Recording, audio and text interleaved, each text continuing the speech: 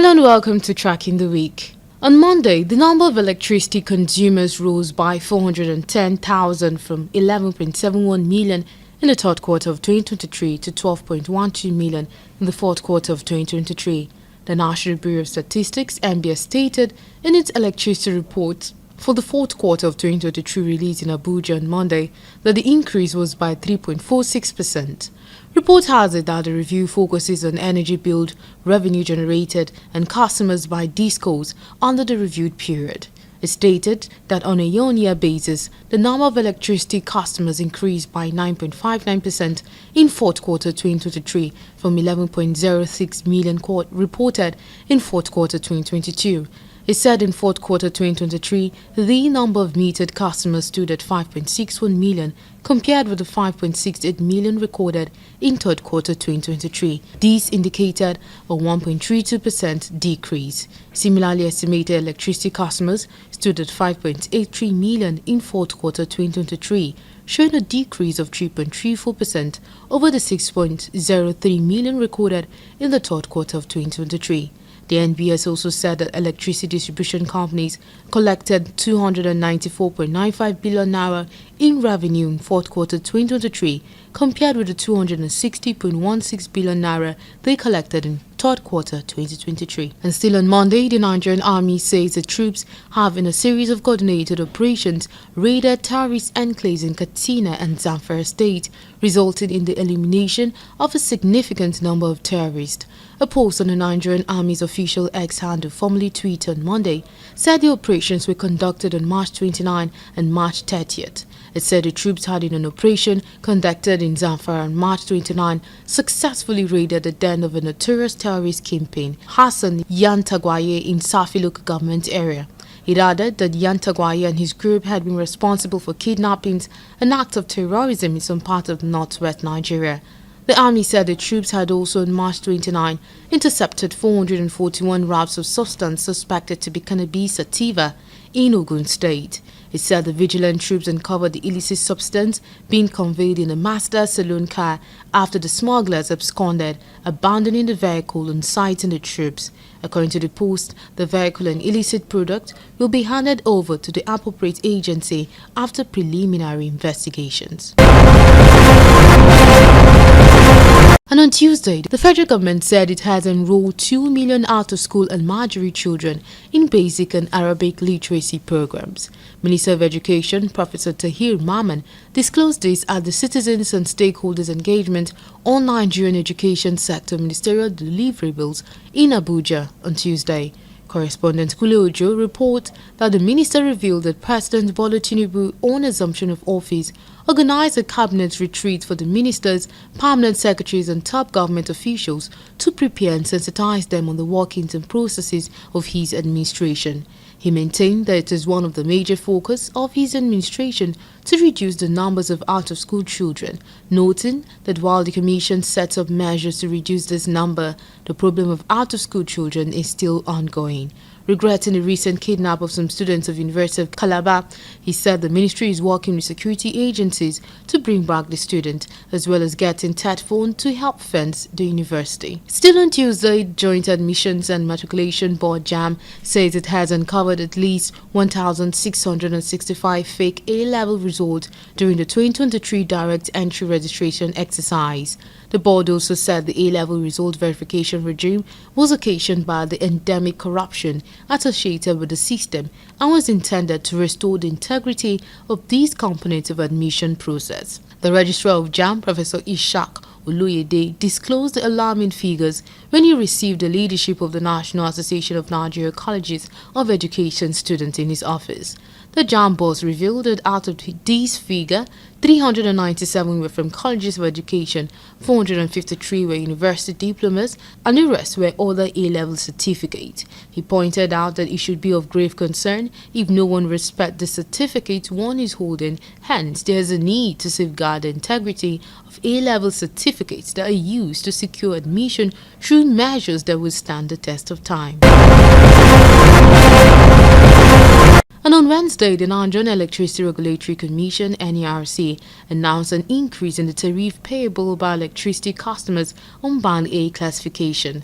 At a press briefing in Abuja on Wednesday, NERC Vice Chairman Musliu Hussaini said the increase will see the customers pay 225 naira kilowatt per hour from the current 66 naira. Correspondent Kulojo reports that the customers under Band A are those who enjoy 20 hours of electricity supply daily. Hussaini said these customers represent 15% of the 12 million electricity customers in the country.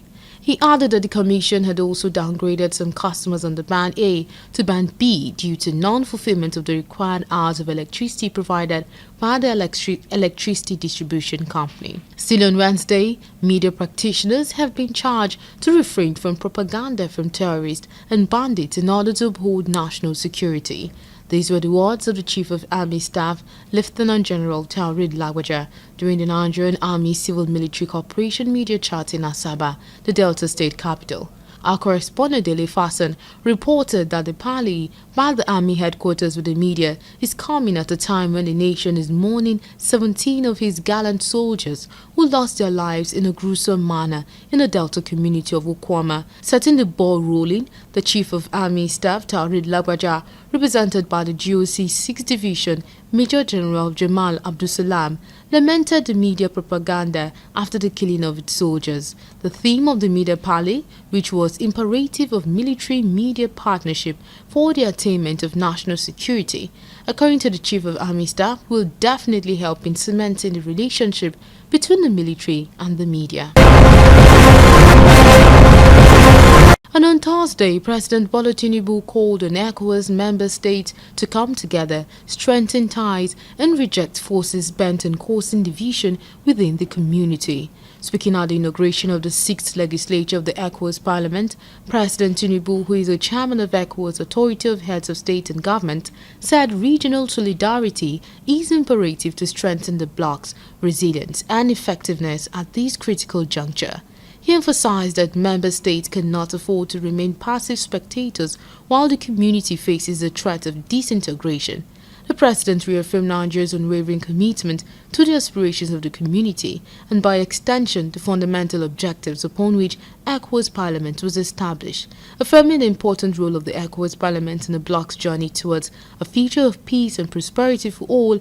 President Tinubu said success cannot be achieved without the loyal contribution and hard work of the community's legislative agency. The chairman of the House Committee on Student Loan, Scholarship and Higher Education Financing, Honorable Boyega Isiaka, says the initial payment of at least 500,000 naira before students can access the loan has been removed.